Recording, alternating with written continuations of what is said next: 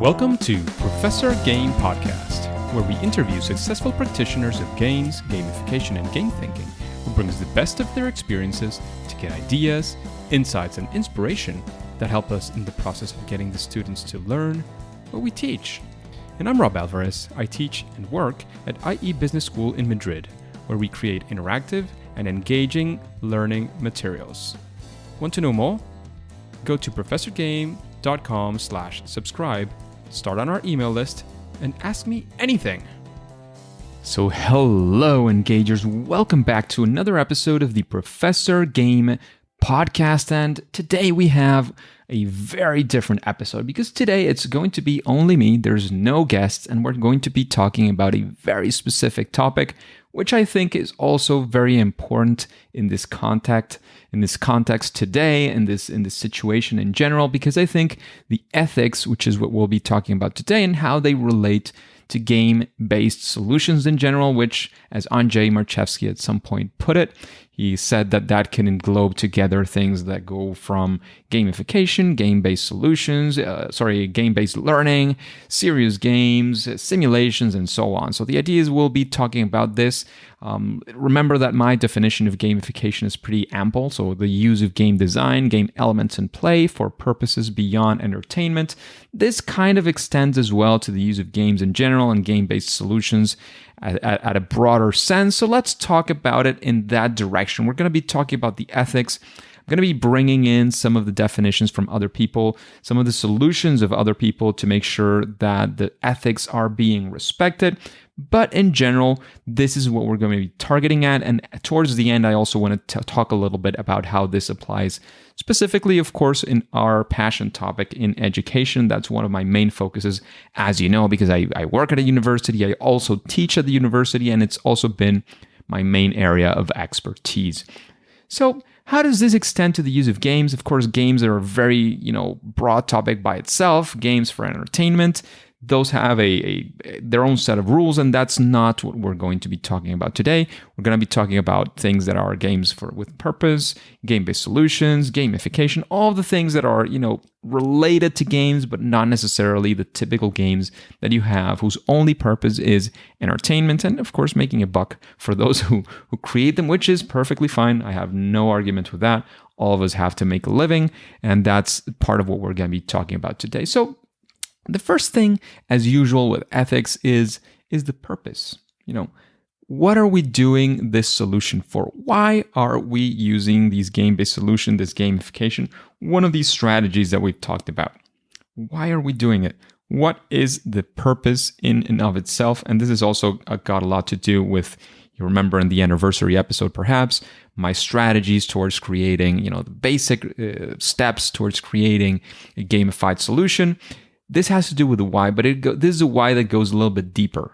It's not just what do you want to achieve, what's your objective, but also why you're doing it. The big why. Why are we using this? And of course, it has to do usually with engagement, having people do things that they would normally probably pass by, but it has to do with something that is very important. Are you in any way asking or trying to get people to do something that they actually don't want to do, that they wouldn't typically or normally without using these solutions want to do? That is a very big and I would argue a very important question as well. Is you have to ask yourself this question to make sure that whatever you're again creating is within certain boundaries, certain ethical boundaries. This is a very broad question, and there are many ways to approach it. There are many, in software, in gamified, so there's many ways of just saying, well, you don't want to do evil, you don't want to do this and that. But it's very general. So there are some concepts that I want to bring in, some work from other people as well, that they have been working on this in some way, in some capacity. And the first one is my fellow friend, Andrzej Marchewski from Gamified UK, also known as Dave Rage or Dave Average. So the thing is that Andrzej has this, what he called the Open Gamification Code of Ethics, which has a fundamental question there. And I like the way it's phrased, so I'm going to be quoting here. He says, Is gamification used to manipulate users in a way that does not benefit them and put their needs at the core? So here, what Andrzej seems to be putting forth, and I am a subscriber to this open gamification code of ethics myself, what Andrzej is fundamentally asking here, if what you're doing is, whether it includes manipulation or not, and we could have a whole episode on what manipulation looks like. We'd have an argument and discussions, interesting discussions with many different people about what it means. But even assuming that manipulation is there in some shape or form, are you doing it for something that does benefit them in some way, or that does not benefit them and put their needs at the core? So there he is making a fundamental question, and it's a question that I would argue that is something that we always have to ask about this. Are we putting their best interest, and putting that forth, that so they're voluntarily there, and even if there is that level of manipulation that he argues as well, is it in their best interest and benefit? That is a very, very important question that I think we should always be asking, and it includes things like honesty. We have to be honest with both users and clients, given realistic expectations. It should not be used as a way to dishonestly gather information. And again, I'm reading from the code. It talks about integrity, talks about transparency, quality, respect, things like accepted regional or social practices, personal or ethical boundaries, human rights, of course, in general.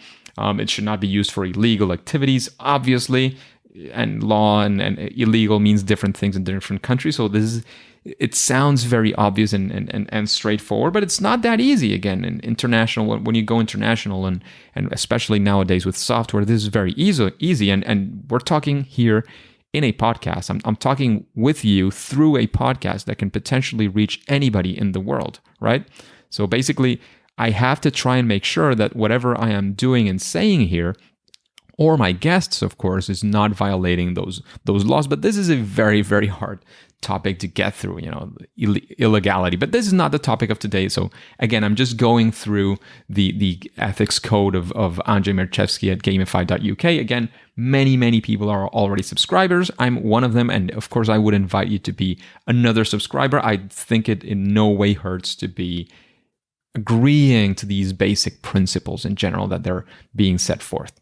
So again, not being used to manipulate users, especially those who might be most vulnerable for only commercial purposes. Especially, if you're just manipulating people for your own personal gain, that doesn't seem to be very, close to integrity in itself. And, you'll not claim propriety of other people's published work. These things, you read them, and in general, they sound like very much common sense. But then, of course, we have to see how do we apply them in every single situation. Things like transparency, about being open for the system, for both users and clients. Of course, there are things like copyrights, intellectual property, trade secrets, etc. But we try to be very transparent with things like the aims of the system, the data we will collect, how that data is being collected, encouraging free access to information, not sharing personal data without consent, again, with GDPR and all of these data enforcements that are coming forward. I think it's not only important legally, but also ethically. Quality, of course, we're always going to be striving for providing the best service and experience possible, and respecting things like, not justifying violence, any sort of phobia towards people who have any sort of sexual preferences, racism, abuse, misogyny, or anything that has been already or will be considered in the future in that direction. And of course, the impact, the sustainability of our projects and workshop has to do with the environment. We have to take that into consideration and minimize that impact, consider it, and do the best that we can with that. That is as far as that open gamification code of ethics. I do invite you to take a look at it further. You can find it in this episode. This is episode 153. You can go to professorgame.com, search for ethics, and you'll probably be knocking into this. So that is the first thing that I wanted to get through with you. I think it is a very complete, a very good open code that Andrzej set forth, that he put there for all of us to be able to read and to abide voluntarily to, if that is what we wish. There's something else that is very interesting and that I've run into, and it's somebody that's also been a guest on the podcast. It's actually episode 100, Near AL. he has put forth something that he calls the regret test. It's very simple. It's just a phrase. And the idea is that running through this will get you to be a very, very helpful in the sense that you will be able to understand whether you are looking at something that might be crossing some ethical boundaries in general, right? So the question is, and again, I'm quoting here from his regret test. He says, if people, and people here, we're talking about probably users. So if people knew everything the product designer knows, so you as a product designer, a creator, a gamification designer, game-based learning solutions, game-based solutions designer, you're the creator of this. If people knew what you knew as a product designer, would they still execute the intended behavior? And very, very importantly, probably even more importantly, are they likely to regret doing this? So again, I'm going to read this again completely, so I do the complete quote. If people knew everything the product designer knows, would they still execute the intended behavior? And are they likely to regret doing this? So especially for me, I think the second part is fundamental, because sometimes, even if sometimes you know about this and this sort of mini manipulation that people might be doing, they're submitting themselves voluntarily, and not knowing the information helps them, be manipulated because, and this is acceptable because you are helping them with something that they intend to achieve as well. They're not regretting that action after they know what you're doing. What are those actions? What are those strategies that you're employing there? They say, so what this designer, this app, this system did, this physical or digital system did, was this. Interesting. It's good that they did it, that they probably would think, because I wouldn't have done it otherwise, probably. And I did want to do it. A very clear and easy example are fitness apps, right? Because we know, or many people know, that they want to do more exercise, right? You want to put in more physical activity to be healthier, to be, look better, whatever it is your objectives are. But the problem is not knowing that is better or good for you, for most people at least. The problem is actually getting yourself to do it. So again, whether those techniques are transparent to you or not, if it's helping you achieve something that you want, those techniques are being used on you, you understand them, whether or not you do, the important thing is, they use these techniques. Would I regret doing that? Probably not, because there was an objective in itself from the beginning from me, right? So I wanted to achieve this, or I would have wanted to achieve this. I could have figured out that I wanted to achieve this. What do we want to make sure, and in this one, is that we're and again, I'm quoting from part of his article. I'll put the article of the regret test of near from his blog Near and Far, is that it is, if we're not considering this, if the answer is no, then what we're doing is no longer persuasion, it is coercion, right? We're not putting a gun on people's heads to tell them do this or die, right? That's not what we're doing anyways. But you're making them, in a way, you're using strategies and things that only you are aware of as a designer, and you're pushing them to do something that then they would regret. So you're getting people to spend something that they probably wouldn't have done otherwise, and that when they see the result, they say, I really wish I hadn't done that. And if you ask me, that's definitely not ethical by any capacity. So I think the combination of these two things, again, for different situations, for different things, I think brings us together to something that is very, very powerful, very good, because, again, gamification has potentially a lot of power. Game-based solutions, we're talking about making the best of our understanding of human psychology in many ways to get people to do things that somehow, for whatever reason, they otherwise wouldn't. Again, the reason is very, very important. Maybe they're not doing it because they don't feel like it, but they actually would like to do it at their core. So again, this regret test combined with the open ethics gamification code, I forgot the name. You'll find it in the show notes. Don't worry. So the Open Gamification Code of Ethics. That's the right name. So combining these two together, using at least one of them, is something I encourage you at least to think about every time you're creating something. Consider this, and in particular, as you know, gamification and education for me are definitely the right mix. So how does this look like in education? Again, here it is a slightly different situation, because in education, again, it could be at higher education or primary level, K through 12, whatever that looks like. that some people are there because they have to be there. Some people are there because whether their parents, in quote unquote here, forced them to be in school, or the system forces us to be in school, or the system pushes us to go to the university or college. Some people could be there out of 100% voluntary situation because they want to be there, they're enjoying it.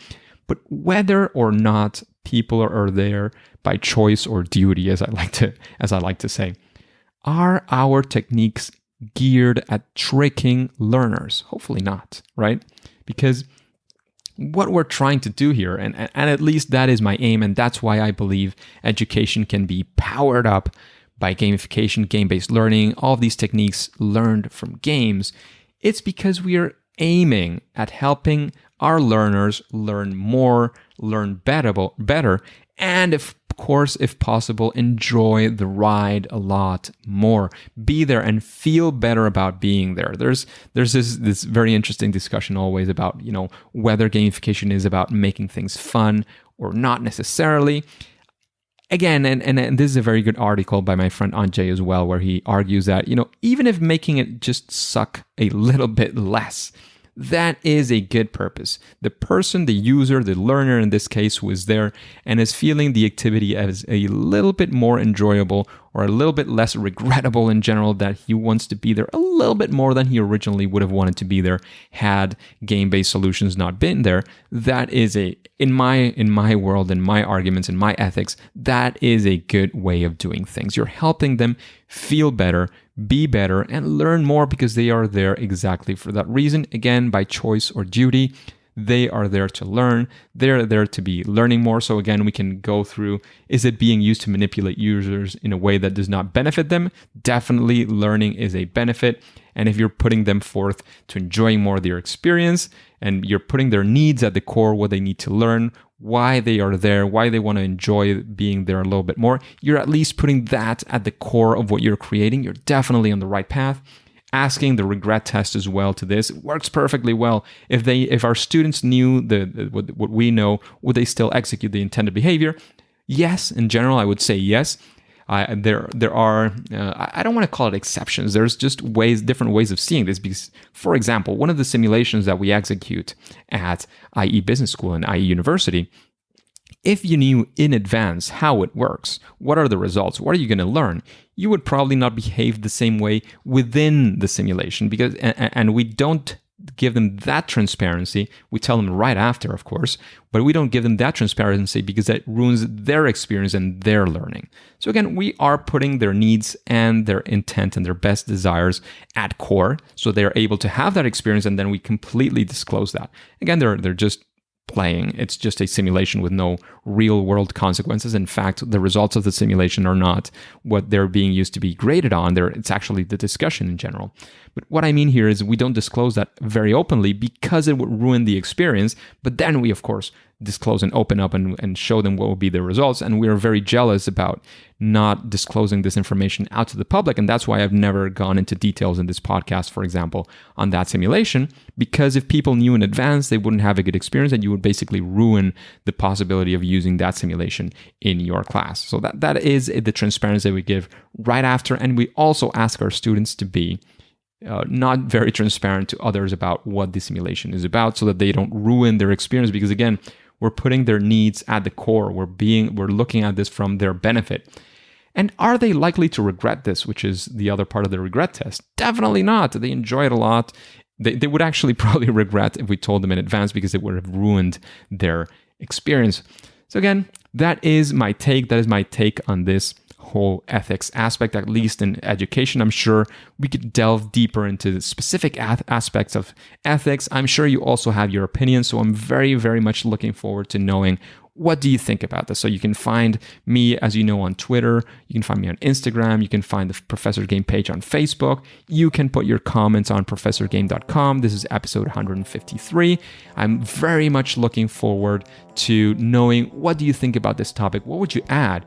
What do you not agree with as well? That is very, very open discussion. Ethics is a very open and complex topic, so I'm very much looking forward to that. Again, you can find all the details of this episode, the transcript as well, the links that I shared on professorgame.com. You just look for ethics, and this episode will definitely come up. However, I know this has been a shorter episode, but I hope you enjoyed it and you take a lot from it as well. However, as I said before, at least for now and about this topic, and at least for today, it is time to say that it's game over.